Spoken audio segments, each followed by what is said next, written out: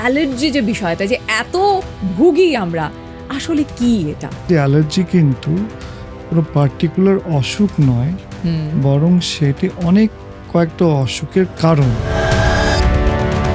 একজনের এই সমস্যাটা হচ্ছে, অপরজনের হচ্ছে না, সেটা কেন? মানে অ্যালার্জির ক্ষেত্রে একটা অদ্ভুত কনসেপ্ট আছে।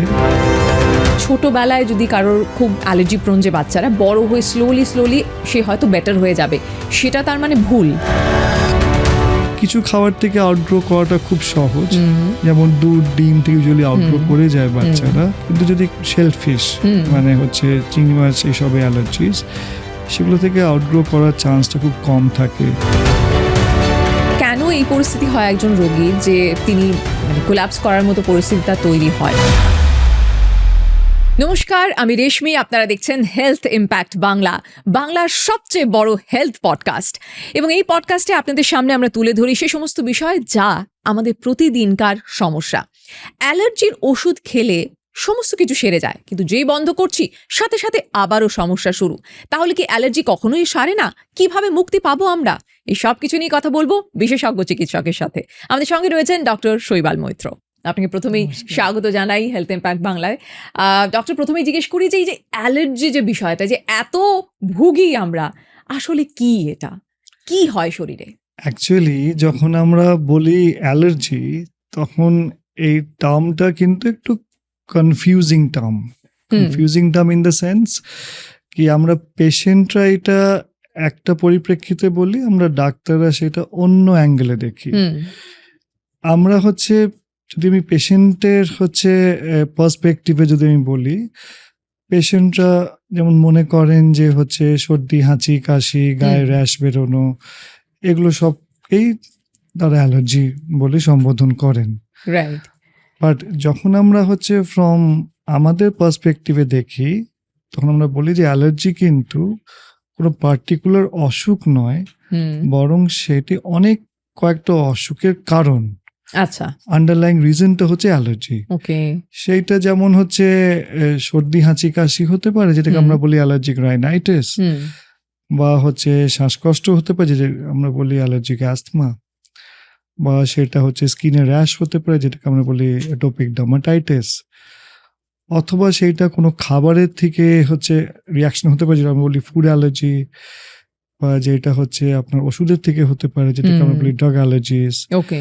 বা সেটা কোনো ইনসেক্টের কামড়ের জন্য হতে পারে, যেটাকে আমরা বলি স্টিনজিং ইনসেক্ট অ্যালার্জিস, বা কোনো কেমিক্যাল স্কিনে কন্ট্যাক্ট এলে হতে পারে, যেটাকে আমরা বলি অ্যালার্জিক কন্ট্যাক্ট ডার্মাটাইটিস, অথবা যেটা খুব সাংঘাতিক আকার নিতে পারে, যেখানে পেশেন্ট কোল্যাপস করে মারাও যেতে পারে, যেটাকে আমরা বলি অ্যানাফাইল্যাক্সিস। আচ্ছা, তো সেই অর্থে দেখা যাচ্ছে এই সমস্ত রকমের অ্যালার্জি হয়, নাম নিলাম, সেগুলো সবই এক একটা ধরনের অ্যালার্জির অসুখ। এবার ডক্টর, সবগুলো তো সবার ক্ষেত্রে হয় না, মানে একজনের এই সমস্যাটা হচ্ছে অপরজনের হচ্ছে না, সেটা কেন? মানে তার কারণটা কি? মানে অ্যালার্জির ক্ষেত্রে একটা অদ্ভুত কনসেপ্ট আছে, যেটাকে আমরা বলি অ্যালার্জিক মার্চ বা এটোপিক মার্চ। আচ্ছা। তার মানে কি হয়, ধরুন একটা পেশেন্ট আমার কাছে সর্দি হাঁচি কাশি নিয়ে এসেছে, এবং আমি সেটা ডায়াগনোসিস করলাম at that particular point of time allergic rhinitis. তখন কিন্তু আমি ওষুধপত্র দিয়ে অ্যালার্জিক রাইনাইটিসটাকে সারিয়ে দিলাম, এবং তাতেই আমার এন্টায়ার সবকিছু কমপ্লিট হয়ে গেল, সেটা একদমই নয়। আচ্ছা। কারণ কি, এটা তো একটা অসুখ ছিল, একটা ম্যানিফেস্টেশন ছিল অফ দ্য অ্যালার্জি। ওকে। তার মানে ওই পেশেন্টটার পাস্ট এবং ফিউচারে অন্যান্য অ্যালার্জিক অসুখগুলোও কিন্তু হবে। যেমন আমরা মোস্টলি দেখি বাচ্চাদের মধ্যে ইনিশিয়ালি একটা ফুড অ্যালার্জি বা অ্যাটোপিক ডার্মাটাইটিস দিয়ে শুরু হয়, তো সেরে যায়, তারপর সে ভালো থাকে, আগামী দিনে পর বড় হয়ে তারপর সে দেখা গেল যে অ্যাজমা এবং অ্যালার্জিক রাইনাইটিসের শেপ নিল। আচ্ছা, মানে একবার যদি কারোর অ্যালার্জি প্রোন হন কেউ, তাহলে আপনি বলছেন যে আরো অন্যান্য অ্যালার্জিস গুলো সেটা আস্তে আস্তে বিদ্যমান থাকছে, সেম পয়েন্ট অফ টাইম ও ডিফারেন্ট পয়েন্ট অফ টাইমে দেখা দেয়। এইটা যে কেন দেখা দেয়, সেটার জন্য অনেকগুলো ফ্যাক্টর আছে, কাজ করে। কারণ আমরা বলি অ্যালার্জি এমন একটা ডিজিজ যেটা ওই মানুষটি এবং তার এনভায়রনমেন্টের ইন্টারাকশনের থেকে হয়। তারপর এনভায়রনমেন্টে অনেকগুলো ফ্যাক্টর থাকে যার জন্য হচ্ছে অসুখটা, কারোর মধ্যে একটা অসুখ হয়, কারোর মধ্যে আরেকটা অসুখ হয়, কারোর মধ্যে এই যে হচ্ছে মার্চটা খুব র্যাপিডলি হয়, কারোর মধ্যে খুব তাড়াতাড়ি একটা সিরিয়াস ফর্ম নিয়ে নেয়, কারোর মধ্যে অনেক বছর আস্তে আস্তে স্লো হচ্ছে মার্চিংটা হয়। অল ডিপেন্ড করে যে হচ্ছে ওই পার্টিকুলার হচ্ছে মানুষটির বা ওই বাচ্চাটার হচ্ছে জেনেটিক মেকআপ অ্যান্ড সে কি আচ্ছা, এনভায়রনমেন্টের আচ্ছা। মধ্যে বড় হচ্ছে সেটা, মানে একটা বলছেন আপনি জিনগত কারণ আর আর এনভায়রনমেন্ট। এনভায়রনমেন্ট। তাহলে এই যে একটা যে ধারণা থাকে যে ছোটবেলায় যদি কারোর খুব অ্যালার্জি প্রোন যে বাচ্চারা বড় হয়ে স্লোলি সে হয়তো বেটার হয়ে যাবে, সেটা তার মানে ভুল। মানে অ্যাকচুয়ালি কি হয়, আমরা আগে যেরকম আগে অনেক সময় আমরা বলতাম ধরুন কারো অ্যালার্জিজ আছে, তো 5 বছরে সে অ্যালার্জি থেকে বেরিয়ে আসবে, যেটাকে আমরা হচ্ছে মেডিকেল টার্মে বলি আউটগ্রোয়িং ফ্রম অ্যালার্জি। আচ্ছা, কিন্তু আউটগ্রোয়িং ফ্রম অ্যালার্জি যদি হচ্ছে 100টা হচ্ছে বাচ্চার হয়, তাহলে তার মধ্যে হয়তো দেখা যাবে 20 জন, ম্যাক্সিমাম 20 জন আউটগ্রো করলো, আচ্ছা, 80 জন কিন্তু করলো না। এখন আমরা বুঝবো কেমন করে যে কোন বাচ্চা আউটগ্রো করবে, কোন বাচ্চা আউটগ্রো করবে না? সেটার জন্য এখন বিভিন্ন অ্যাসেসমেন্ট টুলস আছে, কিছু কোশ্চেনিয়ার টুলস আছে, কিছু টেস্টস আছে, ফ্যামিলি হিস্ট্রি আছে। ইলাবোরেট হিস্ট্রি দেখে আমরা মোটামুটি আন্দাজ করতে পারি যে কে অ্যালার্জি থেকে আউটগ্রো করবে আর কে করবে না, এবং ডিপেন্ড করে যে তার কোন খাবারে অ্যালার্জি হয়েছে। কিছু খাবার থেকে আউটগ্রো করাটা খুব সহজ, যেমন দুধ ডিম থেকে ইউজুয়ালি আউটগ্রো করে যায় বাচ্চারা। কিন্তু যদি কারো হচ্ছে শেলফিশ মানে হচ্ছে চিংড়ি মাছ এইসব অ্যালার্জিস, সেগুলো থেকে আউটগ্রো করার চান্সটা খুব কম থাকে। কারো যদি পিনাট অ্যালার্জি হয় তার থেকে আউটগ্রো করার চান্স কম থাকে। এই সমস্ত অনেকগুলো হচ্ছে ফ্যাক্টরস অ্যাসেস করতে হয় বোঝার জন্য যে সে বেরিয়ে আসবে কি বেরিয়ে আসবে না। তাহলে এই যে টেস্টগুলো আপনি বলছেন সেটা কখন করা উচিত, মানে কোন সময় সচেতন হওয়া উচিত একজন রোগীকে বা তার পরিবারকে? প্রথম কথা তো হচ্ছে আমাদের কাছে যখন হচ্ছে পেশেন্টরা আসে, ধরুন তার বাচ্চাকে নিয়ে এলো, সে তো একটা পার্টিকুলার অসুখ হলে তবেই সে ডাক্তারের কাছে আসবে।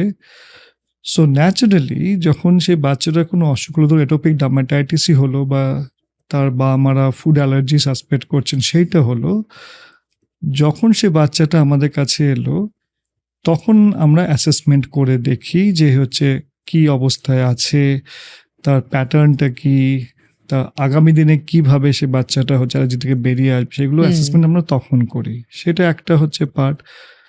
সেটা যে বয়সী আসুক না কেন, সেইটা হচ্ছে বাচ্চাই আসুক না কেন বা হচ্ছে অ্যাডোলেসেন্স পিরিয়ডে আসুক না কেন বা একটা অ্যাডাল্ট পার্সন আসুক না কেন। এছাড়া অনেক সময় অনেক বাবা মারা যারা হচ্ছে প্রেগনেন্ট ওমেন বা যারা হয়তো হচ্ছে প্রেগনেন্সি নিতে চলেছে, তাদের ফ্যামিলি হিস্ট্রি আছে অ্যালার্জির বা তার নিজের এখন অ্যালার্জির কারণে ভুগছেন, বা তাদের কোনো বড় কোনো ছেলে মেয়ে তার অ্যালার্জির কারণে ভুগছে, তারা আমাদের কাছে আসে এইটা হচ্ছে অ্যাসেসমেন্ট করার জন্য যে আমার যে প্রেগনেন্সি যে নেক্সট যে বাচ্চা হবে তার মধ্যে কি অ্যালার্জি হবে এবং সেটা প্রিভেন্ট করার কিছু কি উপায় আছে। তখন একটা টাইমেও আসে। এখন সত্যি কি প্রিভেন্ট করার উপায় আছে? কিছু কিছু উপায় ডেফিনেটলি আছে। সেইগুলো আমরা তখন মানে বা আমার সঙ্গে আলোচনা করি বা আমাকে বলি, কিছু তারা নিজেরাই ফলো করতে পারে, কিছু তারা তাদের গাইনোকোলজিস্টের সঙ্গে আলোচনা করতে পারে, করে জিনিসটা যদি ইমপ্লিমেন্ট করা হয় অনেকটাই আমরা কিন্তু প্রিভেন্ট করব। 100% না হলেও অনেকটাই প্রিভেন্ট করা যায়। ওকে ডক্টর, আপনার কাছে যে পেশেন্টরা আসে মানে কোন বয়সী মানুষজন সব থেকে বেশি? বাচ্চারা আমরা জানি যে বাচ্চাদের ওরা স্কুলে যাচ্ছে এক্সপোজড মানে অনেক কিছুর সাথে এবং ছোট, কিন্তু আমি বলছি ওদের মধ্যে কি প্রবলতা সব থেকে বেশি নাকি এখন সব বয়সী মানুষই তার মধ্যে পড়ছেন? মানে আপনার অভিজ্ঞতা কি? ইউজুয়ালি আমি এটা বললাম সব বয়সের পেশেন্টরাই আমার কাছে আসে, তবে আমি যেটা দেখেছি, কারণ অ্যালার্জি তো অ্যাজ এ ডেফিনেট স্পেশালিটি ইন্ডিয়াতে এখনো ডেভেলপ করেনি, নেক্সট ইয়ার থেকে করবে। কারণ নেক্সট ইয়ার থেকে আমরা হচ্ছে প্রপার হচ্ছে MCI মানে NMC কারিকুলাম, ন্যাশনাল বোর্ডের কারিকুলাম আসতে চলেছে আমাদের দেশে ইন অ্যালার্জি। আচ্ছা, কিন্তু এতদিন কি ছিল, এতদিন অন্য কোনো হচ্ছে মাদার ডিপার্টমেন্ট তারা অ্যালার্জি পেশেন্ট ট্রিট করতো, নেমলি পিডিয়াট্রিক্স বা হচ্ছে রেসপিরেটরি মেডিসিন বা পালমোনারি মেডিসিন বা ENT বা ডার্মাটোলজি বা এমনি মেডিসিন। হুম, তো ন্যাচারালি যেটা দেখা যায়, আমি যেটা দেখতে পাই, ইউজুয়ালি আমার কাছে সব বয়সের পেশেন্টরাই আসে, হুম, কিন্তু স্পেকট্রাম অফ অ্যালার্জিক ডিজিজটা কিন্তু ডিফারেন্ট। যেমন যদিও আমি বলি বাচ্চারা অনেক বেশি আসে, হুম, বড়রাও আসে, হুম, তো বাচ্চারা মোস্ট কমনলি তারা নিয়ে আসে এটোপিক ডার্মাটাইটিস, ফুড অ্যালার্জি, সর্দি কাশি। বড়রা কিন্তু আমি দেখি বেশি তারা হচ্ছে অ্যাজমা হুম, বা রাইনাইটিস ওকে, বা কোনো ড্রাগ অ্যালার্জিস বা স্টিজিং ইনসেক্ট অ্যালার্জিস হুম, অথবা অ্যানাফাইল্যাক্সিস, এই সিরিয়াস সমস্যাগুলো নিয়ে কিন্তু বড়রা বেশি আসে। ওকে, তো স্পেকট্রামটা একটু আলাদা, হুম, তবে বাই অ্যান্ড লার্জ আমরা দেখি যে বাচ্চারা অনেকটা বেশি হচ্ছে অনেকটা বেশি। আসছে। একটা প্রবণতা আমাদের আছে, মানে ছোট বড় সকলেরই, সেটা হচ্ছে যে চট করে কোনো অ্যান্টি অ্যালার্জিক ওষুধ খেয়ে ফেলা, মানে নিজেরাই নিজেদের, মানে এই ব্যাপারে বোধহয় আমাদের যথেষ্টই সুনাম আছে যে আমরা এই কাজটা করে থাকি। তো এই যে মানে না বলে, বা হয়তো একবার ডাক্তারবাবু সেটা মানে প্রেসক্রাইব করেছেন আপনি, কিন্তু সেটা বোধহয় না বুঝেই কেউ যদি কন্টিনিউ করতে থাকে, এটা বিপদের। হ্যাঁ, দেখুন আসলে কি হয় যে এই অ্যান্টি অ্যালার্জিক যে মেডিকেশনস গুলো, হুম, সেটা ট্যাবলেট হোক বা যাই হোক না কেন, সেগুলো কিন্তু সিমটমটাকে কন্ট্রোল করে এবং খুব ভালোভাবে কন্ট্রোল করে দেয়। হুম, তবে আমরা দুটো জিনিস বলি। এক তো আমরা বলি যে এই অ্যান্টি অ্যালার্জিক ওষুধগুলো শুধু সিমটম কন্ট্রোলের জন্য যেহেতু ব্যবহার করা হয়, একটু নিজের থেকে 5-6 দিন, ম্যাক্সিমাম 7 দিনের বেশি হচ্ছে খাবেন না। আচ্ছা, এটা গেল একটা। হুম, সেকেন্ড থিং, যদি দেখা যায় যে তার বারবার অ্যান্টিঅ্যালার্জিক ওষুধ খেতে হচ্ছে সেই হুম, হুম, বাচ্চার বা আচ্ছা, সেই হচ্ছে হ্যাঁ, পেশেন্টের, হুম, তার মানে কেন খেতে হচ্ছে? তার মানে কিন্তু হচ্ছে অসুখটা বারবার ঘুরে ঘুরে ম্যানিফেস্ট হুম, করছে হুম, অথবা প্রোগ্রেস করছে। সেইটা যদি হচ্ছে না বুঝি, হুম, যদি অ্যান্টিঅ্যালার্জিক ওষুধ খেতে থাকি, তার মানে আমরা ওই পার্টিকুলার পয়েন্ট অফ টাইম সিমটমটাকে কন্ট্রোল করব, কিন্তু আনলি ওষুধটা কিন্তু প্রোগ্রেস করছে, মানে অ্যাকচুয়াল যে সমস্যাটা মানে সেখানে এটা যাচ্ছি কিন্তু না। প্রোগ্রেস করছে। হুম, সেখানেই কি হয়, সেখানেই আগামী দিনে এমন একটা বড় আকার নিয়ে ওটা সামনে আসে, হুম, তখন এমার্জেন্সিতে ছুটতে হয় বা হসপিটালাইজ হতে হয়। আচ্ছা, তো সেই জন্যই আমরা বলি যে হয়তো সিমটম কন্ট্রোলের জন্য আপনি 3-4 দিন ওষুধটা খেলেন অ্যান্টি অ্যালার্জিক, হুম, কিন্তু তারপরে একজন সুচিকিৎসকের পরামর্শ অবশ্যই নেবেন। অবশ্যই, সেই ডায়াগনোসিস করবে কি হুম, হয়েছিল, হুম। আগামী দিনে কি হতে চলেছে, এবং সেভাবে আপনাকে গাইড করবে এবং ট্রিট করবে। কিন্তু আমি বলছি যে এই ব্যাপারটা কি সারে, এই যে ক্রমাগত হাঁচি কাশির সমস্যা বা ডাস্টে যাদের অ্যালার্জি, তাদের যে ধরনের সমস্যাগুলো হয়, যে আপনি বাচ্চাদের কথা বলছিলেন, এটা কি পুরোপুরি কিওর হয়ে যায়? এখন এই কিওর এই শব্দটাও একটা অদ্ভুত শব্দ, জানেন তো। সেইটা আমি হচ্ছে পেশেন্টকে জিজ্ঞেস করি, আচ্ছা আপনি বলুন তো, কিওর মানে আপনি কি বোঝেন?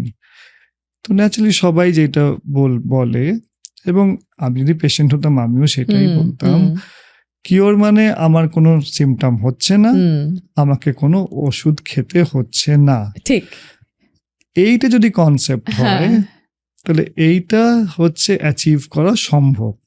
ওকে, কিন্তু আমরা যেটা বলি hmm, from the medical point of view, cure মানে অ্যাকচুয়ালি আমরা এখন, এটা তো একটা লাইফস্টাইল ডিজিজ, হুম, হুম, আমরা এখন লাইফস্টাইল ডিজিজের জন্য কিওর শব্দটা ইউজই করি না। মোস্টলি কিওর এখন শব্দ শুধু রয়ে গেছে ইনফেকশন ডিজিজের জন্যই। আমরা কি বলি, হুম, আমরা বলি যে আন্ডারলাইং তো সমস্যাটা আছে, because it's related to the genes and the reactivity of the genes. So সেই ক্ষেত্রে আমরা কি বলি, আমরা বলি কন্ট্রোল, আচ্ছা, যে পুরোপুরি কন্ট্রোল করা সম্ভব, কিন্তু Okay. কন্ট্রোল মানে আবার আমাদের সেইটাই যে রেগুলার ওষুধ নিতে হচ্ছে না, আমরা ভালো থাকছি, আমাদের ফিজিক্যাল অ্যাক্টিভিটি কোনো হচ্ছে অব্যাহত হচ্ছে না, হুম, আমরা নর্মাল কাজকর্ম আমাদের যা আমরা সব করতে পারছি। Hmm, so this concept is achievable, hmm, এবং এইটা আমি কিওরই নাম দিই কিনা ফ্রম পেশেন্টস পার্সপেক্টিভ বা আমাদের পার্সপেক্টিভ কন্ট্রোলই বলি না কেন, this is an achievable. Achievable, okay. Doctor, আপনি অনেকগুলো অ্যালার্জির কথা শুরুতেই বলেছিলেন, এবং তার মধ্যে থেকে একটা বলেছিলেন যে যেখানে যেটা মানে ফেটালও হতে পারে। মানে কোন সময়, মানে কেন এই পরিস্থিতি হয় একজন রোগীর, যে তিনি মানে কোল্যাপস করার মতো পরিস্থিতি তার তৈরি হয়, মানে এক্স্যাক্টলি কি সেটা? এখন আমরা যেটা বলি যে অ্যালার্জির ক্ষেত্রে একটা পার্টিকুলার সেল খুব ইম্পর্টেন্ট, যেটাকে আমরা বলি মাস্ট সেল। এখন মাস্ট সেলটা কিন্তু আমাদের বডির হচ্ছে বডি গার্ড। এগুলো সমস্ত মিউকাস অর্গানে, মানে যেখানে আমাদের বডির এনভায়রনমেন্টের হচ্ছে কন্ট্যাক্টে ওই পার্টে প্রচুর মাসেল থাকে, স্কিনের নিচে মাসেল থাকবে, রেসপিরেটরি ট্র্যাক্টে মাসেল থাকে, জিআই ট্র্যাক্টে মাসেল থাকে, ইউরোজেনিটাল ট্র্যাক্টে মাসেল থাকে। এখন এই মাসেলগুলো অ্যালার্জিতে ভেঙে যায়, সেখান থেকে হিস্টামিন এবং অন্যান্য কেমিক্যাল রিলিজ হয় এবং তার থেকে অ্যালার্জির সিমটমসগুলো দেখা যায়। এখন কি হয়, কিছু কিছু ক্ষেত্রে প্রচুর অ্যামাউন্ট অফ মাসেল একসঙ্গে হচ্ছে ভেঙে যায়, গিয়ে ওই হিস্টামিন এবং অন্যান্য এই কেমিক্যালগুলোর মাত্রা সাংঘাতিক পরিমাণে শরীরের মধ্যে বেড়ে যায়। তখন সেগুলো কি করে, তখন সেইগুলো হচ্ছে আমাদের ভেসেলসগুলোকে, রক্তের ধমনীগুলোকে ডাইলেট করে দেয়, ধুম করে হচ্ছে ব্লাড প্রেশার ফল করে যায়, আমাদের হার্টেও এফেক্ট হয় এবং অন্যান্য মেজর অর্গানসও এফেক্টেড হয়। কিন্তু এই হঠাৎ ভেসেলগুলো ডাইলেট হয়ে যায়, আমাদের প্রেশারটা যে ফল করে যায়, এতে মানুষ কোল্যাপস করে যায়। এখন এই হঠাৎ করে সাংঘাতিক সমস্ত মাসেলগুলো কেন ভেঙে যায়, সেইটা ডিপেন্ড করে যে ওই ট্রিগার এবং ওই পার্টিকুলার মোমেন্টে ওই পেশেন্টের কি অবস্থায় আছে মাসেলগুলো। এই জন্য আমরা দেখতে পাই এই অ্যানাফাইল্যাক্সিস অনেক সময় কোনো খাবারের থেকেও হতে পারে, অনেক সময় ওষুধের থেকেও হতে পারে, যেরকম কমনলি ওষুধের থেকে আমরা দেখতে পাই, অনেক সময় হচ্ছে যে কোনো ইনসেক্ট বাইটের থেকেও হতে পারে, অনেক সময় খুব অদ্ভুত ধরনের একটা ফিচার যেটা আমরা বলি, সেটা হচ্ছে একটা ট্রিগার তার সঙ্গে আরেকটা ট্রিগার একসঙ্গে মিলে অ্যানাফাইল্যাক্সিসটা হয়। যেমন ধরুন, এটা খুব ইন্টারেস্টিং একটা ফেনোমেনন। যেমন ধরুন হচ্ছে আজকে আমি ধরুন রোজ রুটি পাউরুটি খাই, উইটে কোনো প্রোডাক্ট খাই, আমার কোনো সমস্যা হয় না। কিন্তু ধরুন হচ্ছে একটা পেশেন্ট রুটি পাউরুটি খাচ্ছে, তারপরে সে জগিং এ যাচ্ছে, তারপর সে সিঁড়ি দিয়ে ওপরে উঠছে, তখন এক্সারসাইজ করছে, তখন কি হয়, তার মধ্যে ওই রুটি একটা ট্রিগার, এক্সারসাইজ একটা ট্রিগার, দুটো মিলে তখন পেশেন্ট হচ্ছে অ্যানাফাইল্যাক্সিসে কোল্যাপস করে যায়, যেটাকে আমরা বলি কোফ্যাক্টর ইনডিউসড অ্যানাফাইল্যাক্সিস নাম। এটা অদ্ভুত একটা অসুখ, মানে সে বুঝেই পায় না যে আমার কিসের থেকে হলো, কারণ অন্য সময় রুটি খাচ্ছে, সবকিছু খাচ্ছে, মানে এটা হঠাৎই হয়, এটা হঠাৎই অ্যানাফাইল্যাক্সিস হঠাৎই হয়। তো অ্যানাফাইল্যাক্সিস এখন কাদের মধ্যে অ্যানাফাইল্যাক্সিস হওয়ার প্রবণতা বেশি, এখন কিছু রিস্ক স্ট্র্যাটিফিকেশন স্কোরিং সিস্টেম এসছে, এটা আমরা হিস্ট্রির ওপরে হচ্ছে আমরা নিই এবং সেটা দেখে আমরা বলি যে হচ্ছে আপনার মধ্যে অ্যানাফাইল্যাক্সিস হওয়ার চান্স বেশি। প্লাস কিছু ক্ষেত্রে আমরা কিছু ব্লাড টেস্টও করি এবং সেখানে আমরা দেখি আন্ডারলাইং একটা কেমিক্যালের পরিমাণ বেশি আছে, কারণ এখন আমরা মনে করি এনার মধ্যে অ্যানাফাইল্যাক্সিস হতে পারে। মেইনলি আমরা ধরি যখন কারো একটা অ্যানাফাইল্যাক্সিস এপিসোড হয়েছে, তারপরে সে আমাদের কাছে এলো, তখন আমরা অ্যানাফাইল্যাক্সিস নিয়ে মোস্টলি আমরা হচ্ছে ইনভেস্টিগেট করি, হিস্ট্রি নিই, আমরা বুঝি কিসের থেকে হয়েছে সেটা বার করার চেষ্টা করি, আগামী দিনে হওয়ার রিস্ক কতটা সেটা একটা হচ্ছে রিস্ক স্ট্র্যাটিফিকেশন করার চেষ্টা করি, অ্যাকর্ডিংলি যা ট্রিটমেন্ট হয় সেই ট্রিটমেন্ট আমরা সেটা করা হয়। ডক্টর, এই সংক্রান্ত বিষয় মানে অ্যালার্জি সংক্রান্ত বিষয়, যে ব্লাড টেস্ট বা ধরুন অ্যালার্জি টেস্ট বা স্কিন প্রিক টেস্ট ইত্যাদি, এইগুলো কি খুব মানে নর্মালি আমরা করে থাকি, নাকি টিল দ্য টাইম কোনো একটা এপিসোড হচ্ছে কেউ করেন না? মানে আমি এটা জাস্ট জানতে চাইছি যে এটা কি আমাদের সত্যি করা উচিত, নর্মালিও করা উচিত? দেখুন, একটা এই টেস্টগুলো একটা খুব অদ্ভুত ধরনের টেস্ট, ঠিক আছে? আমি বলবো নর্মালি রুটিন করার কোনো দরকার নেই, কারণ এতে মানুষ এবং ডাক্তার দুজনেই বিভ্রান্ত হয়, ঠিক আছে? কারণ হচ্ছে কি করে এই টেস্টগুলো, এটা স্কিন প্রিক টেস্টই হোক না কেন বা ব্লাড টেস্টই হোক না কেন, তারা কিন্তু অ্যালার্জি বলে কিছু কিন্তু তারা ডায়াগনোজ করছে না। তারা কি ধরার চেষ্টা করছে, একটা পার্টিকুলার অ্যান্টিবডি, যেটাকে আমরা বলি আইজিই। এখন এই আইজিই অ্যান্টিবডিটা হচ্ছে অ্যালার্জি করে, কিন্তু এইটা নয় যে আইজি ব্লাডে থাকলেই অ্যালার্জি হবে, ঠিক আছে? এখন আইজি থাকলে তার সঙ্গে অন্য আরো অনেক ফ্যাক্টর ম্যাচ করতে হবে, তখনই সেটা অ্যালার্জি করতে পারবে। ব্লাড টেস্ট বা স্কিন টেস্ট তো সেটা ধরতে পারে না, ও শুধু আইজিটাই এস্টিমেট করে। আর ইউজুয়ালি আমরা ইন্ডিয়ানসরা ইটস মোর আইজি, আমরা অনেক আইজি তৈরি করি, কারণ আইজি আমাদের জন্য দরকার। কারণ আইজি আমাদের অনেক কিছু থেকে বাঁচায়, প্যারাসাইট ইনফেকশনস, তারপরে ইনসেক্ট বাইটস, এগুলো থেকে আইজি আমাদেরকে মানে হেল্পও করে। তো তখন তার জন্য কি হয়, ওই টেস্টগুলো করলে তারা শুধু আইজির ভিত্তিতে তারা লিখে দেয় কিছু আইটেমস, তার মানে এইটা নয় যে ওটা অ্যালার্জি, ওটা শুধু ওর এগেনস্টে আইজি ব্লাডে আছে, আচ্ছা, কিন্তু সেটা যে অ্যালার্জি করবে কি অ্যালার্জি করবে না, সে তো একজন যে ডাক্তার যে পেশেন্টকে দেখছি ভ্যালুয়েট করছে সেই হচ্ছে একমাত্র বিশেষজ্ঞই সেটা বলতে সেটা পারবে। বুঝবে। এই জন্য আননেসেসারিলি টেস্টগুলো করার কোনো দরকার হয় না। ওকে, যদি আপনার ডাক্তার দেখে মনে করে যে টেস্টটার দরকার এবং কোন লিমিটেড কয়েকটা মানে কিছু এজেন্টের এগেনস্টেই টেস্টটা দরকার, সেই সেভাবে গাইড করে দেবে। আর তার রিপোর্টটাও সে যখন নিয়ে বসে, সে আবার সেটা হিস্ট্রির সঙ্গে ম্যাচ করে তারপর সে বোঝে যে এটার থেকে কোনটা থেকে অ্যালার্জি হয়েছিল, কোনটা থেকে অ্যালার্জি নয়, এটা জাস্ট ফলসলি রেজড, অ্যালার্মিং নয়। আচ্ছা। এই জন্য টেস্ট রুটিন করার কোনো দরকার নেই। চিকিৎসকের পরামর্শেই টেস্টগুলো করবেন এবং সেটা সেই চিকিৎসকই সেই রেজাল্টটা দেখে আপনাকে অ্যাকর্ডিংলি অ্যাডভাইস করবে।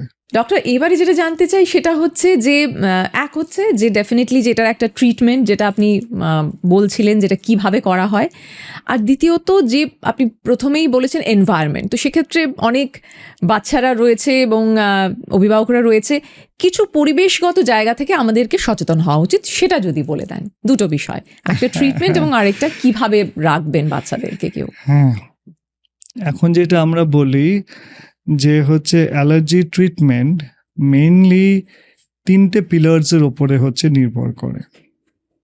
নাম্বার 1 পিলার হচ্ছে ওষুধপত্র, যেটাকে আমরা বলি যে পার্টিকুলার হচ্ছে ফার্মাকোথেরাপি। সেটা যেই রোগটা হয়েছে তার এগেন্সটে যা ওষুধ আছে সেটা নিতে হবে, রেগুলারলি নিতে হবে, যতদিন আপনার হচ্ছে ডাক্তার বলছে, যে ডোজে বলছে সেভাবে নিতে হবে। সেটা গেল একটা পার্ট।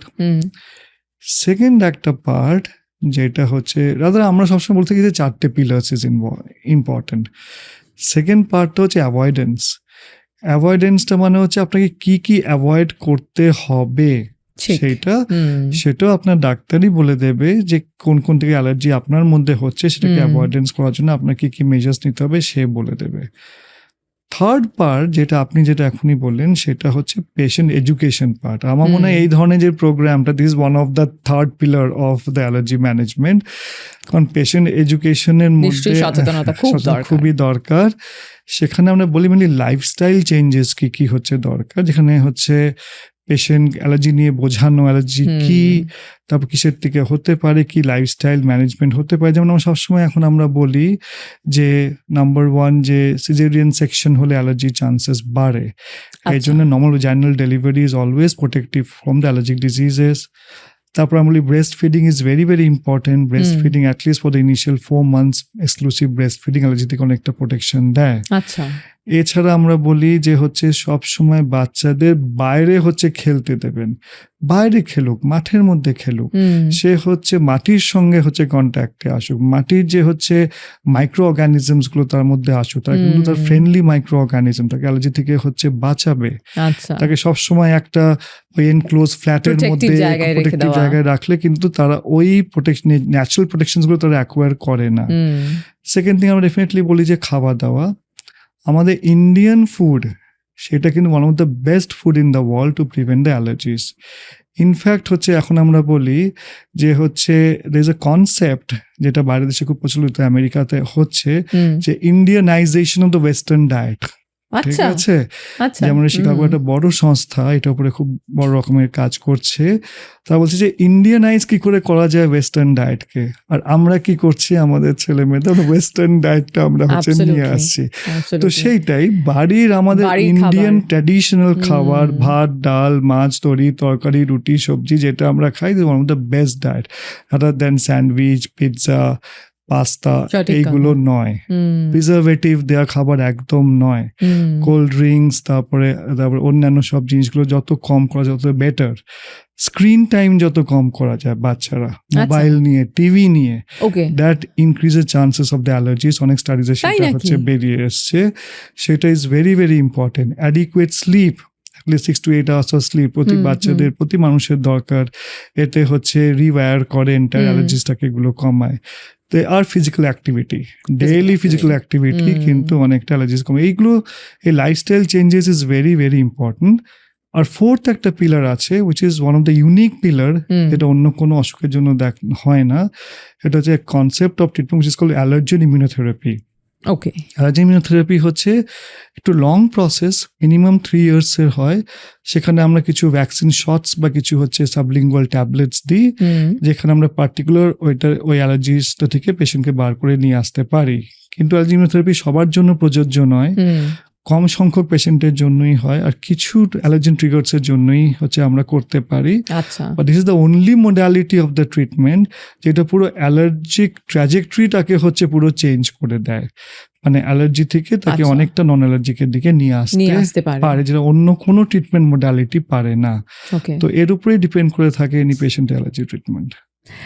ডক্টর অনেক অনেক ধন্যবাদ। সত্যি অনেক বিষয় আজকে আমরা ছুঁয়ে যেতে পেরেছি, তবে আমি জানি যে আরও কিছু প্রশ্ন নিশ্চয়ই থেকে যায়, আপনাদেরও মনে থাকতে পারে, সেগুলো ডেফিনেটলি আমাদের কমেন্ট বক্সে আপনারা জানাবেন, আমাদেরকে লিখবেন।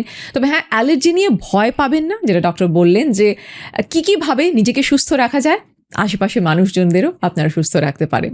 আর অবশ্যই আমাদের ভিডিও আপনারা লাইক করবেন, শেয়ার করবেন, সাবস্ক্রাইব করবেন এই চ্যানেল, সেটা চাইবো, কারণ আরও বেশি করে আমরা সবাই একসাথে সুস্থ থাকবো।